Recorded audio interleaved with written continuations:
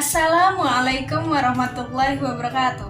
Perkenalkan, saya Lutfi Fatin dengan NIM 3420184. Kali ini saya akan mempresentasikan hasil mini riset saya tentang moderatisme beragama di kalangan generasi milenial. Video ini juga dibuat guna memenuhi tugas akhir semester mata kuliah Ilmu Kalam KPIE 2021 yang diberikan langsung oleh Bapak Imam Hanafi selaku dosen pengampu mata kuliah Ilmu Kalam IAIN Pekalongan. Penelitian ini terjadi karena sebelumnya saya telah melakukan mini riset dengan mengajukan beberapa pertanyaan via Google Form kepada 15 narasumber. Di antaranya yaitu 71,4% berjenis kelamin laki-laki dan 28,6% berjenis kelamin perempuan. Dalam riset tersebut menyatakan bahwa 15 narasumber rata-rata berumur sekitar 18 sampai 22 tahun. 66,7% berpendidikan di perguruan tinggi dan 33,3% berpendidikan SMA. Hal ini menyatakan bahwa semua yang mengisi mini riset tergolong dari para generasi milenial. Hal yang saya tanyakan kepada narasumber di dalam mini riset tersebut adalah seberapa pentingnya iman kepada Allah bagi generasi milenial. 100% dari semua narasumber memilih sangat penting. Ya, tentu saja, beriman kepada Allah itu sangatlah penting. Sebagaimana yang telah kita ketahui, jika beriman kepada Allah berarti kita mempercayai bahwa Allah adalah pencipta alam semesta ini beserta isinya. Pertanyaan yang saya tanyakan selanjutnya yaitu, apa hakikat aswaja dan dari mana respon terhadap aswaja? Menurut saudara Farhan, hakikat aswaja itu merupakan sikap taat dan tunduk kepada Allah secara total. Sikap tersebut bermuara dari ilmu yang senantiasa diamalkannya. Ya, cukup menarik jawaban dari saudara Farhan, karena hakikat dalam pemahaman aswaja itu sendiri mengikuti sunnah Rasul dan thariqah para sahabatnya dengan senantiasa berpegang teguh kepada petunjuk Al-Quran dan As-Sunnah.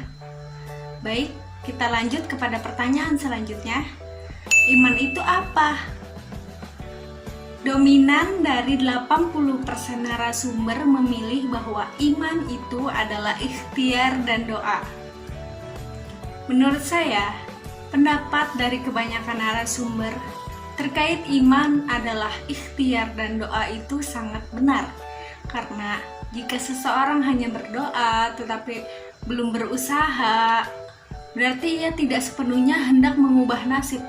Sebaliknya, usaha tanpa doa berarti merupakan hakikat bahwa manusia tersebut tidak berkuasa atas apapun kecuali atas izin Allah.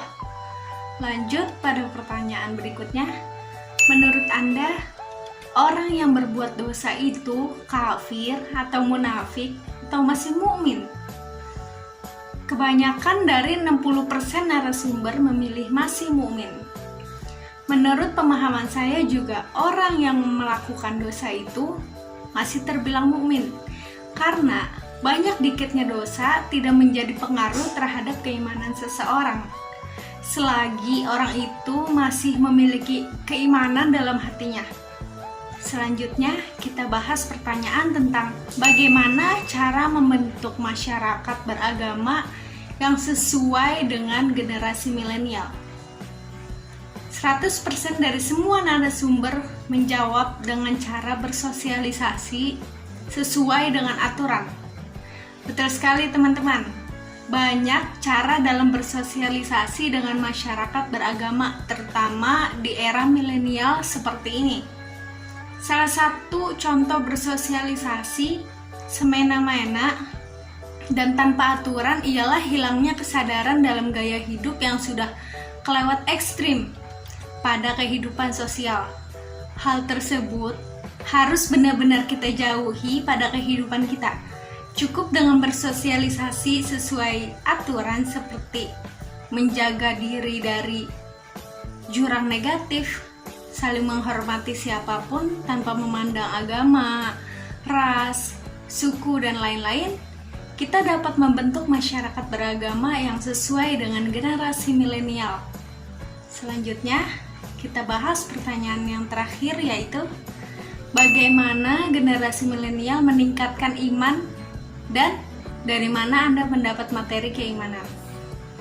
Menurut pendapat M. Syifa Tujan, mungkin dengan mendengarkan atau mengunjungi majelis taklim bisa meningkatkan keimanan, dan memikirkan kematian juga akan meningkatkan keimanan. M. Syifa Tujan mengaku bahwa ia mendapatkan materi keimanan dari guru-gurunya, kiai, ustadz, ustazah, dan juga majelis taklim. Ya, cukup menarik jawaban atau pendapat dari saudara M. Syifa Tujan. Tak hanya mendengarkan dan mengunjungi majelis taklim, dimanapun kita bisa meningkatkan keimanan kita, tergantung bagaimana kita menempatkan posisi kita di suatu tempat tersebut. Sebagaimana yang dikatakan dalam mahfuzat, likulli maqamin maqalun, walikulli maqalin maqamun. Tempat memiliki perkataan dan setiap perkataan memiliki tempat. Baik teman-teman, itulah kesimpulan dari mini riset yang telah saya buat sebelumnya. Terima kasih kepada semua teman-teman yang sudah membantu untuk mengisi mini riset saya, dan terima kasih kepada semuanya yang telah menonton video ini, serta terima kasih kepada semuanya yang telah mendukung saya dalam menyelesaikan pembuatan tugas ini. Semoga semua kebaikan kembali kepada kita semua. Amin. Kurang lebihnya mohon maaf. Wabillahi taufiq wal hidayah. Wassalamualaikum warahmatullahi wabarakatuh.